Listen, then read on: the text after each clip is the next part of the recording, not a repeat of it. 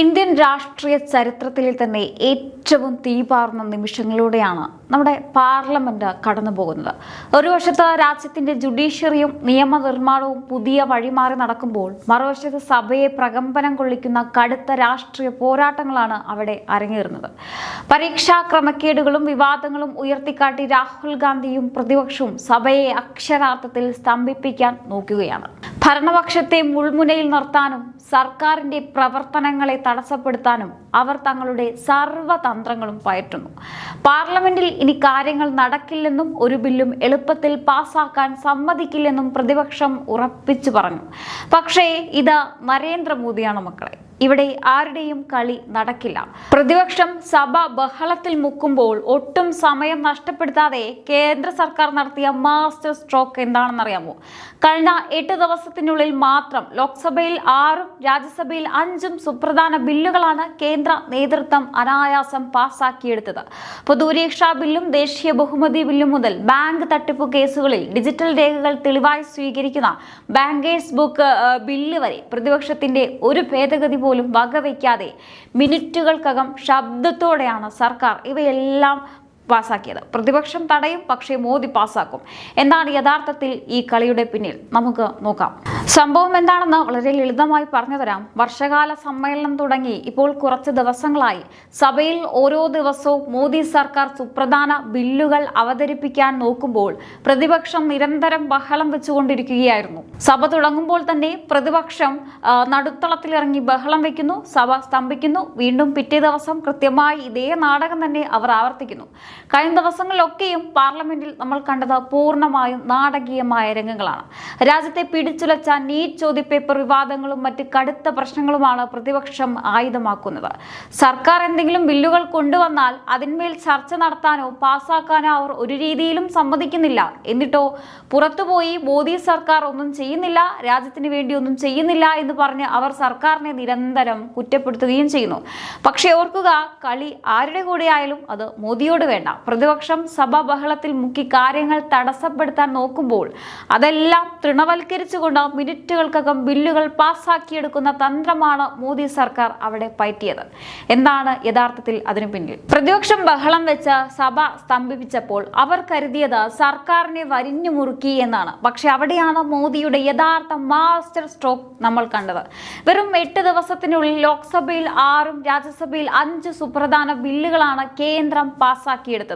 അതും പ്രതിപക്ഷത്തിന്റെ ഒരു ഭേദഗതി പോലും വകവയ്ക്കാതെ മിനിറ്റുകൾക്കകം ശബ്ദ വോട്ടോടെ. ഇതിലെ ഏറ്റവും വലിയ തിരിച്ചടി എന്താണെന്നോ? നീറ്റ് ചോദ്യപേപ്പർ വിവാദം പറഞ്ഞ് പ്രതിപക്ഷം സഭ സ്തംഭിപ്പിച്ചപ്പോൾ അതേ പരീക്ഷാ ക്രമക്കേടുകൾ തടയാനുള്ള പൊതുപരീക്ഷാ ഭേദഗതി ബില്ല് സർക്കാർ അനായാസം പാസാക്കിയെടുത്തു. അതായത് പ്രശ്നം മാത്രം പറഞ്ഞ് പ്രതിപക്ഷം നടന്നപ്പോൾ അതിനുള്ള പരിഹാരം നേരിട്ട് നിയമമാക്കി മാറ്റി മോദി സർക്കാർ. പിന്നീട് വന്നത് ബാങ്ക് തട്ടിപ്പുകാർക്കുള്ള ഇരുട്ടടിയായ bankers book evidence bill. Bank തട്ടിപ്പ് കേസുകളിൽ ഡിജിറ്റൽ രേഖകളും വെർച്വൽ റെക്കോർഡുകളും കോടതിയിൽ തെളിവായി സ്വീകരിക്കാൻ സഹായിക്കുന്ന ഈ നിയമം പ്രതിപക്ഷ ബഹളത്തിനിടയിൽ യാതൊരു ചർച്ചയും കൂടാതെ മിനിറ്റുകൾക്കകമാണ് പാസാക്കിയത്. പ്രതിപക്ഷത്തിന് എന്താണ് സംഭവിക്കുന്നതെന്ന് മനസ്സിലാക്കാൻ പോലും സമയം കിട്ടിയില്ല എന്നതാണ് യാഥാർത്ഥ്യം. അവരിങ്ങനെ സഭ സ്തംഭിപ്പിച്ച് സർക്കാരിനെതിരെ മുദ്രാവാക്യം വിളിക്കുമ്പോൾ അവിടെ ഒട്ടും സമയം കളയാതെ മോദി സർക്കാർ പാസാക്കിയെടുത്ത സുപ്രധാന ബില്ലുകൾ ഏതൊക്കെയാണെന്ന് അറിയുമ്പോഴാണ് മോദി സർക്കാരിന്റെ യഥാർത്ഥ വേഗത നമുക്ക് മനസ്സിലാവുക. ഒന്ന്, പൊതുപരീക്ഷാ ഭേദഗതി ബില്ലാണ്.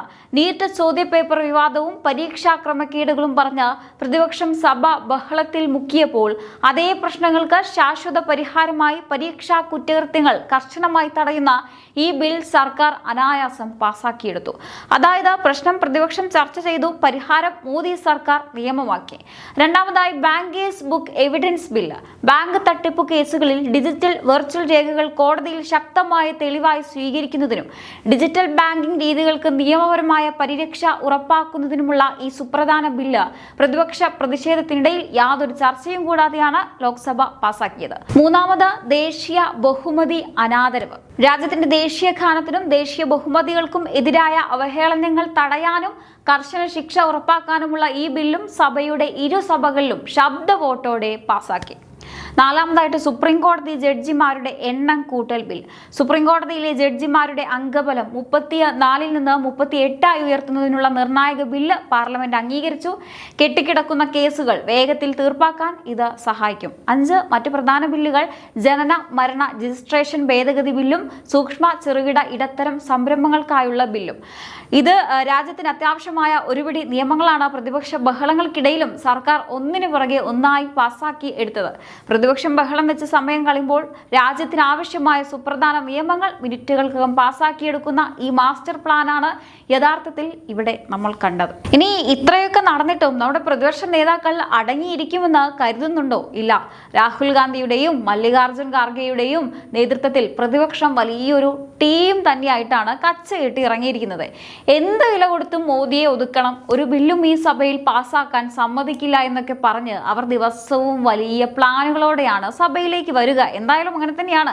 സഭ തുടങ്ങുന്നതിന് മുമ്പ് തന്നെ മീറ്റിങ്ങുകൾ, മുദ്രാവാക്യങ്ങൾ, സർക്കാരിനെതിരെ തീ പാറുന്ന ആരോപണങ്ങൾ. ഇവർക്കൊക്കെ ഇപ്പോൾ ഇത് തന്നെയാ പ്രധാന പണി. മോദി സർക്കാർ ഒന്നും ചെയ്യുന്നില്ല, രാജ്യം മുടിയുന്നു എന്നൊക്കെ പറഞ്ഞ് അവർ നിരന്തരം ജനങ്ങളെ തെറ്റിദ്ധരിപ്പിക്കാനും നോക്കുന്നുണ്ട്. പക്ഷേ കളി മാറിയിരിക്കുകയാണ്. മോദി കളം മാറ്റിപ്പിടിച്ചിരിക്കുകയാണ്. ഒരു വശത്ത് പ്രതിപക്ഷം സഭാ ബഹളത്തിൽ മുക്കി സർക്കാരിനെ വിറപ്പിക്കാൻ നോക്കുമ്പോൾ മറുവശത്ത് ഒട്ടും പതരാതെ കൃത്യമായ ടൈമിങ്ങിൽ 5 സുപ്രധാന ബില്ലുകളാണ് കേന്ദ്ര സർക്കാർ പാസ്സാക്കിയെടുത്തത്. അപ്പോൾ പ്രതിപക്ഷം എത്ര കച്ചകെട്ടി ഇറങ്ങിയിട്ടും കാര്യമില്ല. കാരണം ഇത് വേറെ ആരുമല്ല, മോദി സർക്കാരിന്റെ ഭരണമാണ്. എന്തെങ്കിലും ഒരു കാര്യം ചെയ്യണമെന്ന് ഉറപ്പിച്ചു കഴിഞ്ഞാൽ അതിനായി കച്ചകെട്ടി ഇറങ്ങാൻ മോദിക്ക് വേറെ ആരുടെയും അനുവാദം ആവശ്യമില്ല. പക്ഷെ ഇവിടെയാണ് മറ്റൊരു തമാശ. ഒരു വശത്ത് മോദി സർക്കാർ ഒന്നും ചെയ്യുന്നില്ല, രാജ്യം മുന്നോട്ട് പോകുന്നില്ല എന്ന് പറഞ്ഞ് ഇവർ പരസ്യമായി മുതലക്കണ്ണീർ ഒഴുക്കും. എന്നിട്ട് പാർലമെന്റിൽ യഥാർത്ഥത്തിൽ രാജ്യത്തിന് ആവശ്യമായ ഒരു ബില്ല് അവതരിപ്പിച്ചാലോ അത് ചർച്ച ചെയ്ത് പാസ്സാക്കാൻ ഒട്ടും സമ്മതിക്കില്ല. സഭയിൽ ബഹളം വെച്ച് അത് തടസ്സപ്പെടുത്തും. ആദ്യം ഒരു ബില്ല് പാസ്സാക്കാൻ ആവശ്യമായ സഹകരണം നൽകാതെ അതിനെ എതിർത്ത് തോൽപ്പിക്കാൻ നോക്കുക. എന്നിട്ട് പുറത്തു പോയി കണ്ടോ മോദി സർക്കാർ ഒന്നും ചെയ്യുന്നില്ല എന്ന് പറഞ്ഞ് ജനങ്ങളെ പച്ചയായി കളിപ്പിക്കുക. ഇതാണോ ഇവരുടെ രാഷ്ട്രീയം? അങ്ങനെയാണെങ്കിൽ ഒന്ന് ഓർത്തുകൊള്ളുക, ഇത് കോൺഗ്രസ് സർക്കാരല്ല, ഇത് മോദി സർക്കാരാണ്. പ്രതിപക്ഷം എത്ര കച്ചകെട്ടി ഇറങ്ങി തടസ്സപ്പെടുത്താൻ നോക്കിയാലും രാജ്യത്തിന് ആവശ്യമായ നിയമങ്ങളും മാറ്റങ്ങളും നടപ്പിലാക്കാൻ മോദി കാണിക്കുന്ന വേഗതയ്ക്ക് മുന്നിൽ ആരുടെയും കളി ഇവിടെ നടക്കില്ല. സർക്കാരിനെതിരെ ജനരോക്ഷം കത്തിക്കാനും ആവശ്യം മുൻനിർത്തി മോദിയെ രാഷ്ട്രീയമായി പൂർണ്ണമായും തളർത്താനും തകർക്കാനും തന്നെയായിരിക്കാം പ്രതിപക്ഷത്തിന്റെ ശ്രമം. പക്ഷെ അത് പാളിപ്പോയി. അതൊക്കെ വലിയ വലിയ വാർത്തകളായി മാറി. മോദിയെ തളർത്താൻ നോക്കി, സർക്കാരിനെ പ്രതിരോധത്തിലാക്കാൻ നോക്കി. പക്ഷേ അത് എവിടെയെങ്കിലും സംഭവിച്ചോ? നടന്നില്ല. കാരണം പ്രതിപക്ഷം സമരങ്ങൾ നടത്തി ജനങ്ങളുടെ കണ്ണിൽ പൊടിയിടാൻ നോക്കിയപ്പോൾ മോദി സർക്കാർ ചെയ്തത് എന്താണെന്നറിയാമോ? പരീക്ഷാ നടത്തിപ്പിലെ എല്ലാ ക്രമക്കേടുകളും ചോർച്ചകളും എന്നേക്കുമായി തടയാനുള്ള ആ ബില്ലുകൾ അങ്ങനെ പാസ്സാക്കിയെടുത്തു. ഇതാണ് മോദി സ്റ്റൈൽ. സമരം ചെയ്യുന്നവർ സമരം ചെയ്യട്ടെ, പ്രതിഷേധിക്കുന്നവർ പ്രതിഷേധിക്കട്ടെ. പക്ഷേ രാജ്യത്തിന് ആവശ്യമുള്ള കർശന നിയമങ്ങൾ നടപ്പിലാക്കുന്നതിൽ നിന്ന് ഈ സർക്കാർ ഒരു ഇഞ്ച് പോലും പിന്നോട്ട് പോവില്ല. ചുരുക്കി പറഞ്ഞാൽ പ്രതിപക്ഷം സഭ ബഹളത്തിൽ മുക്കി സർക്കാരിനെ തടയാൻ നോക്കിയാലും നീറ്റ് സമരങ്ങളും വലിയ പ്രതിഷേധങ്ങളും ഉയർത്തിക്കൊണ്ടുവന്ന് മോദിയെ പ്രതിരോധത്തിലാക്കാൻ നോക്കിയാലും അവിടെ ഒട്ടും പതറാതെ തങ്ങളുടെ അജണ്ട കൃത്യമായി നടപ്പിലാക്കുകയാണ് മോദി സർക്കാരും അമിത്ഷായും. പ്രതിപക്ഷം ബഹളം വയ്ക്കും, സമരം ചെയ്യും, സർക്കാരിനെ കളിയാക്കും. പക്ഷേ രാജ്യത്തിന് ആവശ്യമായ നിയമങ്ങൾ മോദി സർക്കാർ കൃത്യസമയത്ത് പാസ്സാക്കിയെടുക്കും. ഇതാണ് ഇന്നത്തെ ഇന്ത്യൻ രാഷ്ട്രീയത്തിന്റെ സത്യം എന്ന് പറയുന്നത്. എന്തായാലും ഈ ഒരു വിഷയത്തെക്കുറിച്ചുള്ള നിങ്ങളുടെ അഭിപ്രായങ്ങൾ തീർച്ചയായിട്ടും താഴെ കമന്റ് ബോക്സിൽ രേഖപ്പെടുത്തുക. മറ്റൊരു വിഷയവുമായി വീണ്ടും കാണാം. നന്ദി.